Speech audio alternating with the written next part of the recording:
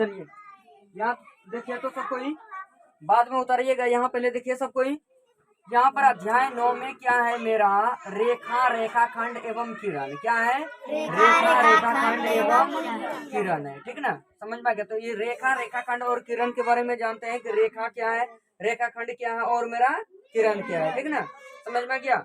अब यहाँ देखिए सबसे पहले हम रेखा के बारे में जानते हैं। तो रेखा कहता है कि यदि कोई बिंदु, कोई लकीर एक बिंदु से प्रारंभ हो और दूसरे मतलब एक किसी मूल बिंदु से प्रारंभ होकर दोनों तरफ अनंत तक चले, दोनों तरफ अनंत तक चलते रहे, यानी कि जिसका कोई अंत बिंदु ना हो, वैसी रेखा को क्या कहते हैं? रेखा कहते हैं। क्या कहते हैं? वैसे लकीर को क्या कहते हैं हम? रेखा। यानी कि जिसकी कोई अंत बिंदु ना हो, रेखा कहलाती है। क्या कहलाती है? रेखा। समझ में आ गया। जैसे में यहाँ देखिए कि यहाँ पर लेते हैं, ये यहाँ से मूल बिंदु हुआ, मूल बिंदु से प्रारंभ हुआ और दोनों तरफ अनंत तक चल रहा हो, दोनों तरफ अनंत, यानी कि इसका कोई अंत ना हो, इसका कोई भी अंत ना हो, तो ऐसी रेखा की वैसी मतलब कि रेखा जो कहलाती है, क्या कहलाती है? रेखा कहलाती है। वैसी लकीर कहेंगे, लकीर क्या कहलाती है मेरा? रेखा कहलाती है। समझ में आ गया। किसी को कोई दिक्कत तो इसको क्या, कोई पूछेगा रेखा क्या है, तो रेखा क्या है क्या बोलिएगा? जिसकी कोई अंत बिंदु ना हो, ठीक ना, उसे रेखा कहते हैं। या तो ये भी बोल सकते हैं कि जब कोई लकीर किसी मूल बिंदु से प्रारंभ होकर दोनों तरफ अनंत तक चलते रहे, उसे क्या कहते हैं? रेखा कहेंगे। क्या कहते हैं? रेखा। समझ में? यानी किसी मूल बिंदु, जैसे ये मूल बिंदु हुआ मेरा, ये क्या हुआ मेरा? मूल बिंदु हुआ। और मूल बिंदु से दोनों तरफ, यानी कि यहाँ से इधर भी और इधर भी, दोनों तरफ यदि चल रहा हो, तो ऐसी लकीर को क्या बोलेंगे हम? रेखा। क्या बोलेंगे? रेखा। समझ में आ गया। अब आते हैं रेखा के बाद किरण पे, किस पे? रेखाखंड पे। किस पे आते हैं? रेखाखंड पे। तो रेखाखंड मेरा क्या है? तो रेखाखंड कहा जाता है कि यदि कोई लकीर एक बिंदु से प्रारंभ हो, ठीक ना, और दूसरे बिंदु पर जाके रुक जाए। जैसे कि मान के चलिए कि हम लोग यहाँ से मतलब महेशपुर से निकले, ठीक ना, और महेशपुर से निकले तो महेशपुर किसी बिंदु से निकले होंगे, कहीं से तो मूल स्थान से निकले होंगे ना, और जाके गोड्डा में रुक गए, गोड्डा में जाके रुक गए तो यहाँ से गए और गोड्डा में रुक गए, तो यहाँ पर मेरा प्रारंभिक बिंदु हुआ और वहाँ मेरा क्या हुआ? अंतिम बिंदु हुआ। तो प्रारंभिक बिंदु से प्रारंभ होकर अंतिम बिंदु पर जाके रुक जाए, तो वैसी लकीर को क्या बोलते हैं? रेखाखंड। क्या बोलते हैं? रेखाखंड। तो इसको शॉर्ट में यदि ऐसे रखेंगे याद, तो ऐसे रख सकते हैं, जब कोई लकीर एक बिंदु से प्रारंभ होकर, यानी कि महेशपुर से प्रारंभ हुआ, गोड्डा में जाके रुके, तो जो जहाँ से हम शुरुआत किए वो मेरा प्रारंभ बिंदु हुआ। क्या हुआ? मेरा प्रारंभ बिंदु हुआ। और जहाँ पर हम जाके रुके वो क्या हुआ? मेरा अंतिम बिंदु। क्या हुआ? अंतिम बिंदु। समझ में आ गया।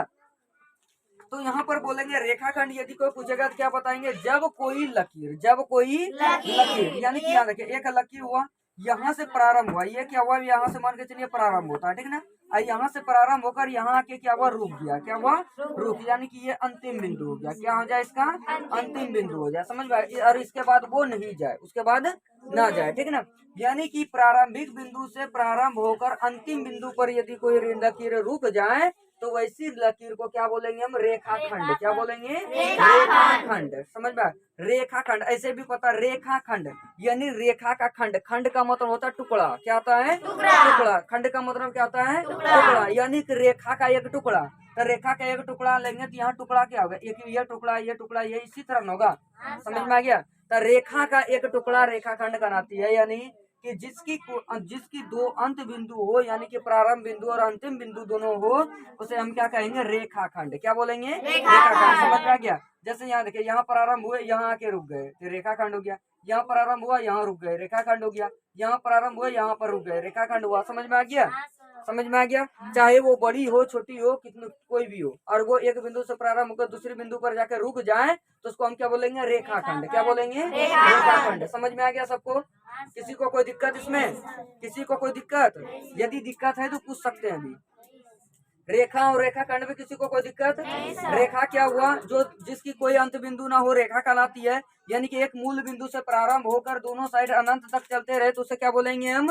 रेखा बोलेंगे। रेखा खंड क्या इसको बोलेंगे कि रेखा का एक खंड यानी कि रेखा का एक टुकड़ा ही रेखा खंड कहलाती है। यानी कि रेखा का एक टुकड़ा लेंगे तो एक प्रारंभिक बिंदु भी होगा और एक अंतिम बिंदु भी होगा, ठीक है ना, समझ में आ गया।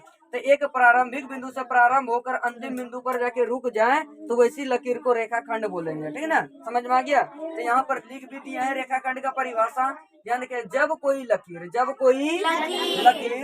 एक बिंदु से प्रारंभ होकर किसी दूसरे बिंदु पर रुक जाए। एक बिंदु से प्रारंभ हुआ और दूसरे बिंदु पर जाके क्या हुआ? रुक गया। जैसे यहाँ प्रारंभ हुआ यहाँ के रुक गया, यहाँ प्रारंभ हुआ यहाँ के रुक गया, यहाँ प्रारंभ हुआ यहाँ के रुक गया ना। तो एक बिंदु से प्रारंभ होकर दूसरे बिंदु पर क्या हो जाए?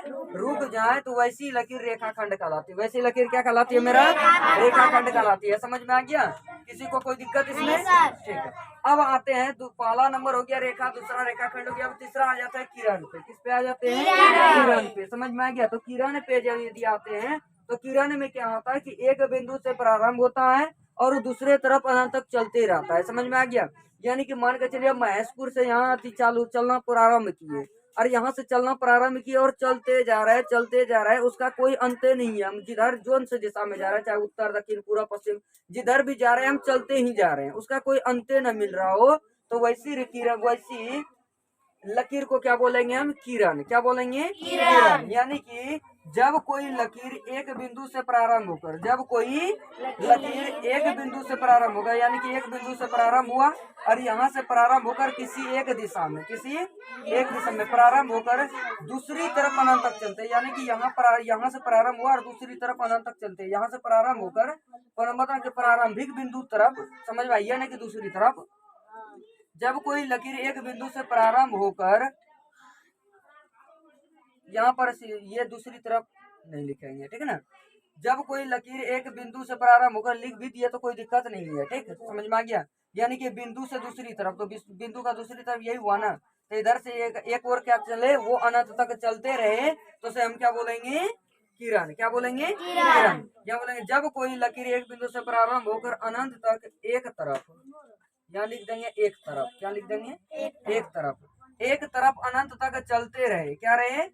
चलते रहे, ठीक है ना। चलते, इसको रहे कहें, चलते रहे, उसे किरण कहेंगे। क्या कहेंगे? किरण। चलते रहे उसे क्या कहते हैं? किरण कहते हैं। समझ में आ गया? यह तो वैसी लकीर क्या कहलाती है? किरण कहलाती है। समझ में आ गया? किसी को कोई दिक्कत? चलिए एक बार रिवीजन फिर से कर लेते हैं। यहाँ देखिए पहला है रेखा। क्या है? रेखा, ठीक ना। तो रेखा किसको कहता है? कि जिसकी कोई अंत बिंदु ना हो, यानी कि एक मूल बिंदु से प्रारंभ हो और प्रारंभ होकर दोनों तरफ चलते रहे। समझ में आ गया?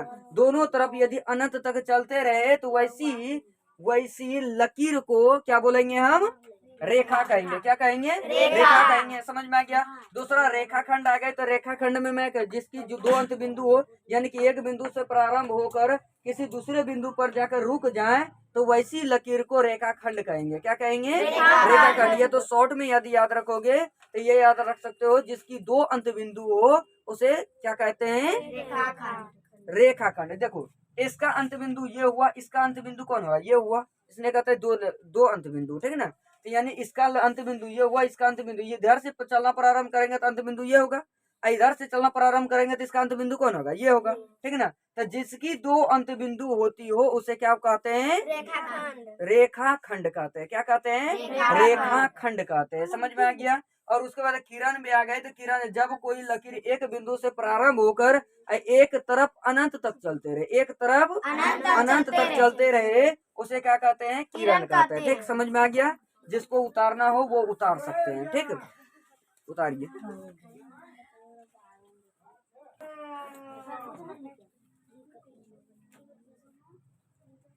चलिए यहाँ देखिए, हो गया सबका? हो गया। जिसका नहीं हुआ है वो किसी का देख के उतार लीजिएगा। चलिए अब बताते हैं क्या, अब वो बताएंगे बिंदु क्या है और ऊर्ध्वाधर रेखा और क्षैतिज रेखा क्या है, ठीक है ना। उसके बाद बताएंगे बंद वक्र क्या है और एक खुली वक्र क्या है। ठीक, समझ में आ गया? चलिए सबसे पहले किसके बारे में बताते हैं? बिंदु। क्या बताते हैं? बिंदु। अब सब कोई तो बिंदु बिंदु जानते हैं कि ये बिंदु है, लेकिन बिंदु कहता है किसको? यदि कोई पूछ दिया बिंदु क्या है, तब क्या बताइएगा? कोई बताइएगा बिंदु को? नहीं। चलिए लिखिए तो बिंदु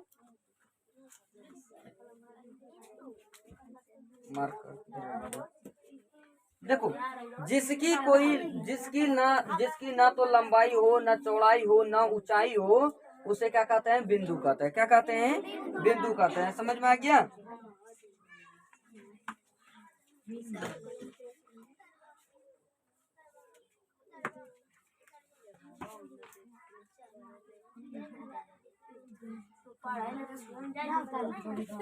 एक आप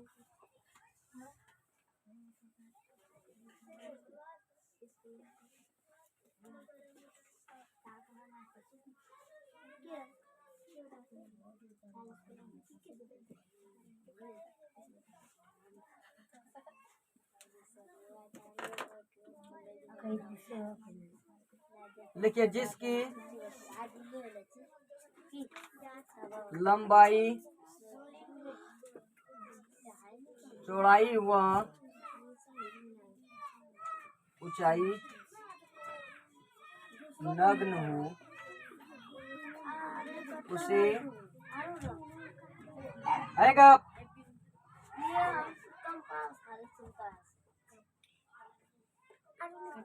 बिंदु कहते हैं। ठीक है ना? यानी कि जिसकी लंबाई, चौड़ाई और ऊंचाई जो है वो नग्न हो। क्या हो? नग्न हो, नहीं के बराबर हो, उसे क्या कहते हैं? बिंदु कहते हैं। जैसे देखिए यहाँ, जैसे में लेंगे तो ये क्या हुआ? मेरा बिंदु हो गया। समझ में आ गया? चलिए अब पढ़ते हैं ऊर्ध्वाधर और क्षैतिज रेखा क्या है? ऊर्ध्वाधर और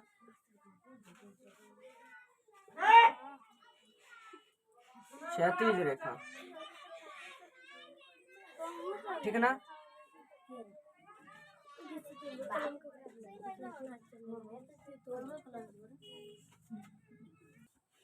देखो क्या है? बिंदु। बिंदु किसे कहते हैं?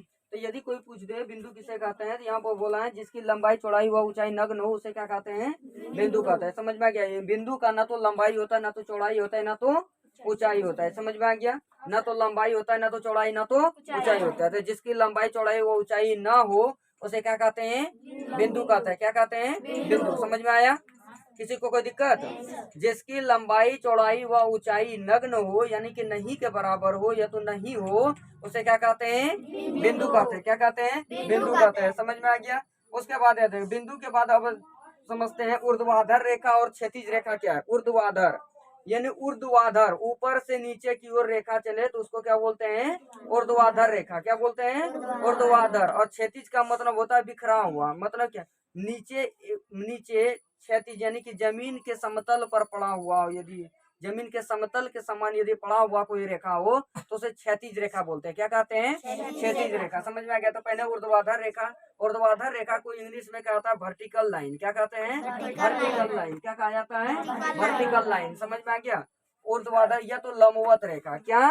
लंबवत रेखा। लंबवत यानी कि जो लंबा हो, लंबवत नीचे ऊपर से नीचे। ठीक है ना? तो यहाँ देखो लंबवत रेखा क्या है? यदि कोई पूछ दिया बोलिएगा कि जब कोई रेखा ऊपर से नीचे से ऊपर, नीचे से ऊपर या तो ऊपर से नीचे की ओर हो, ठीक है ना? नीचे से ऊपर को या तो ऊपर से नीचे को, बात बराबर है। ठीक है ना? समझ में आ गया? तो नीचे से ऊपर या ऊपर से नीचे की ओर हो तो वैसी रेखा क्या कहलाती है? लंबवत रेखा कहलाती है, यानी कि वर्टिकल लाइन कहलाती है। क्या कहलाती है? वर्टिकल लाइन कहलाती है। समझ में आ गया? तो क्या बोलेंगे? जब कोई रेखा नीचे से ऊपर या तो ऊपर से नीचे की ओर हो तो वैसी रेखा क्या कहलाती है? वर्टिकल लाइन यानी कि लंबवत रेखा कहलाती है। समझ में आ गया? जैसे कि यहाँ देखिए ये लाइन का ऊपर से नीचे, नीचे से ऊपर गया या तो ऊपर से नीचे आया, जहाँ वो जैसे बोल सकते हो ऊपर से नीचे, चाहे ऊपर से नीचे, नीचे से ऊपर। ठीक ना? तो ऐसी लाइन यदि कहीं पर इस तरह से बनी हुई हो तो इसको हमें क्या बोलेंगे? लंबवत रेखा। क्या बोलेंगे? लंबवत रेखा। लंबवत रेखा कहेंगे। समझ में आ गया? और यदि इसी का इस तरह से बना हो रेखा तो इसको क्या बोलेंगे हम? क्षैतिज रेखा। क्या बोलेंगे? क्षैतिज रेखा। समझ में आ गया? यानी क्षैतिज रेखा का था जब कोई रेखा दाएं से बाएं, क्या?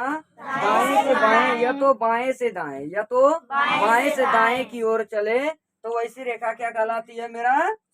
क्षैतिज रेखा कहलाती है। क्या कहलाती है? क्षैतिज रेखा। समझ में आ गया? यानी कि इस तरह का यदि रेखा कोई हो तो इस रेखा को हम क्या बोलेंगे? क्षैतिज रेखा बोलेंगे। क्या बोलेंगे? क्षैतिज रेखा बोलेंगे। समझ में आ गया? किसी को कोई दिक्कत? किसी को कोई दिक्कत? तो यहाँ क्षैतिज रेखा का कोई पूछेगा तो क्षैतिज रेखा का क्या होगा? देखो, क्षैतिज रेखा को इंग्लिश में कहा था हॉरिजेंटल लाइन। क्या बोलता है? Horizontal line. समझ में आ गया? हॉरिजेंटल लाइन एक होता है ऊपर का, क्या ऊर्ध्वाधर रेखा को वर्टिकल लाइन कहा जाता है और क्षैतिज रेखा को हॉरिजेंटल लाइन कहा जाता है। समझ में आ गया? अब यहाँ देखो, क्षैतिज रेखा क्या हो गया? जब कोई रेखा दाएं से बाएं, यानी कि ये दायां है, ये बायां, इस तरफ से इस तरफ, ये तो उस तरफ से इस तरफ, समझ में आ गया? तो यदि इस तरफ से इस तरफ, ये तो इस तरफ से इस तरफ चलते रहे तो वैसी रेखा क्या कहलाती है मेरा? क्या कहलाती है बताओ? ऊर्ध्वाधर की क्षैतिज? बताइए तो। क्षैतिज। क्या? क्षैतिज। ठीक है। अब बताइएगा आप लोग, यदि ऊपर से नीचे कोई रेखा आ रहा है तो कौन रेखा होगा? वो ऊर्ध्वाधर रेखा होगा। यदि दाएं से बाएं की ओर हो तो क्षैतिज रेखा। जिसकी लंबाई चौड़ाई ऊंचाई ना हो उसे क्या कहते हैं? बिंदु कहते हैं। जो जब कोई लाइन एक बिंदु से प्रारंभ होकर एक तरफ अनंत तक चलते रहे तो उसे क्या कहते हैं? किरण कहते हैं। जिसकी दो अंत बिंदु होती है उसे क्या कहते हैं? रेखा कहते हैं। जिसकी कोई अंत बिंदु ना हो उसे क्या कहते हैं? रेखा। समझ में आ गया? जिसकी कोई अंत बिंदु ना हो रेखा कहलाती है। जिसकी दो अंत बिंदु हो रेखा खंड कहलाती है। जिसकी एक अंत बिंदु हो तथा एक तरफ अनंत तक चलते रहे उसे किरण कहते हैं। जिसकी लंबाई चौड़ाई ऊंचाई ना हो बिंदु कहलाती है। समझेगा? जो ऊपर से नीचे की ओर या तो नीचे से ऊपर की ओर रेखा हो उसे क्या कहते हैं? ऊर्ध्वाधर या तो लंबवत रेखा कहते हैं। और यदि कोई रेखा दाएं से बाएं या तो बाएं से दाएं की ओर हो तो ऐसी रेखा क्या कहलाती है? क्षैतिज रेखा कहलाती है। समझ में आ गया? समझ में आ गया? अब देखो, अब पढ़ते हैं क्या एक चीज, बंद वक्र रेखा और एक खुली वक्र रेखा। ठीक ना? तो बंद वक्र रेखा और खुली वक्र रेखा क्या है उसके बारे में जानते हैं। देखो क्या हुआ, वो उतारना भी है। एक होता है खुली वक्र रेखा और एक होता है बंद वक्र रेखा। ठीक ना? बंद वक्र रेखा कहता है कि वैसी रेखा से घिरा क्षेत्र, रेखा से घिरा ऐसा क्षेत्र जिसमें कहीं पर भी खुला ना हो। समझ आया? पूरी तरह से क्या हो? बंद हो। क्या हो? पूरी तरह से बंद हो। जैसे कि मान के चलिए ये इस तरह कर दिए, इस तरह करके बंद कर दिए। कहीं पर जाने का रास्ता है? कहीं पर कहीं पर भी खुला है? थोड़ा सा भी नहीं खुला है। तो नहीं खुला हो तो ऐसी रेखा को बंद वक्र रेखा कहेंगे। क्या बोलेंगे? बंद वक्र रेखा। ठीक है ना? और यदि इसी तरह से इस तरह हो, इस तरह से छूट जाए यहाँ, तो यहाँ पर तो देखो मुंह हो गया। समझ? यहाँ खुली हुई है ना, तो खुली हुई है जिसको बोलेंगे खुली वक्र रेखा। क्या बोलेंगे? खुली वक्र रेखा। समझ में आ गया? जो पूर्णतः बंद ना हो उसे खुली वक्र रेखा कहेंगे, और जो पूर्णतः बंद हो वैसी रेखा को क्या बोलेंगे? बंद वक्र रेखा। यानी कि रेखाओं के द्वारा घिरा ऐसा क्षेत्र जो पूरी तरह से बंद हो। पूरी तरह से क्या हो? बंद हो। बंद वक्र रेखा कहलाती है। और रेखाओं से घिरा ऐसा क्षेत्र, रेखाओं से घिरा ऐसा क्षेत्र जो पूरी तरह से बंद ना हो, पूरी तरह से बंद ना हो, कहीं ना कहीं खुली हो उसको। ठीक ना?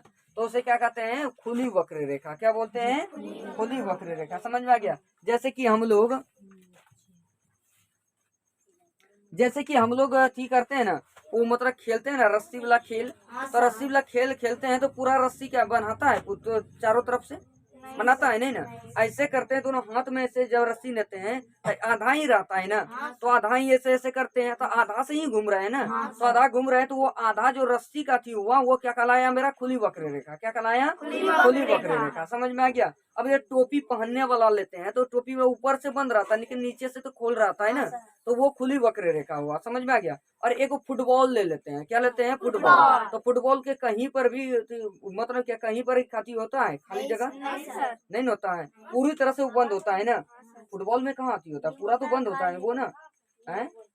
पूरा बंद होता है। क्या होता है? फुटबॉल पूरा बंद हुआ। तो पूरा बंद हुआ तो वो क्या हो गया मेरा? बंद वक्र रेखा। क्या हो गया? बंद वक्र रेखा। अब क्रिकेट खेलते हैं, सब कोई खेलते हैं ना, तो क्रिकेट जब खेलते हैं तो बॉल तो लगते हैं ना खेलने के लिए। तो बॉल जो लगते हैं तो बॉल क्या था? पूरी तरह से बंद रहता है चारों तरफ से ना। तो पूरी तरह से बंद रहता है तो उसको वो क्या हुआ मेरा? बंद वक्र रेखा। क्या हुआ? बंद वक्र रेखा। समझ में आ गया? किसी को कोई दिक्कत इसमें? चलो अब रीम यदि लेंगे, रीम नहीं होगा। ठीक ना?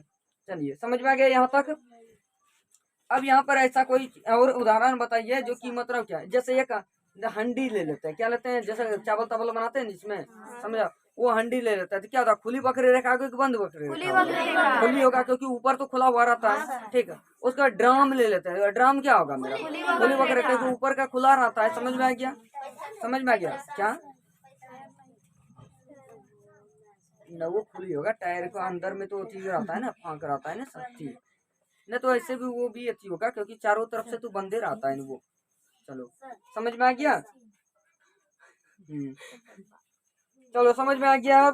अब रस्सी ले लेते हैं, एक रस्सी ले लेंगे, पूरी तरह से बांध देंगे, तो बांध देंगे, दोनों तरफ से बांध देंगे, तो बांध देंगे तो कहीं पर भी मतलब उसका छोर रहेगा, पूरा तरह तो बंध जाएगा। तो बंध गया पूरी तरह से, यदि बंध जाए तो बंद वक्र रेखा, और यदि कहीं खाली जगह हो तो वो खुली वक्र रेखा। क्या हुआ, खुली वक्र रेखा। समझ में आ गया। तो अच्छा बताइएगा, तो ये क्या मेरा, बंद वक्र रेखा की खुली वक्र रेखा? ठीक है। उसके बाद क्या है ये, ये ठीक है। ये क्या है मेरा, बंद वक्र, क्योंकि हर जगह से बंद है। समझ में आ गया। तो ये सब क्या हो गया मेरा, बंद वक्र रेखा हो गया। ठीक है। अब एक रस्सी ले लेते हैं इधर से और ऐसे ले लेते हैं, तो बताइए क्या होगा, बंद वक्र रेखा की खुली वक्र रेखा? बंद, क्योंकि ये पूरी तरह से बंधा हुआ है। ठीक है ना, समझ में आ गया, समझ में आ गया। किसी को कोई दिक्कत? चलिए ठीक है, यहाँ तक आप लोग उतार लीजिए और याद करके आइएगा। ठीक है।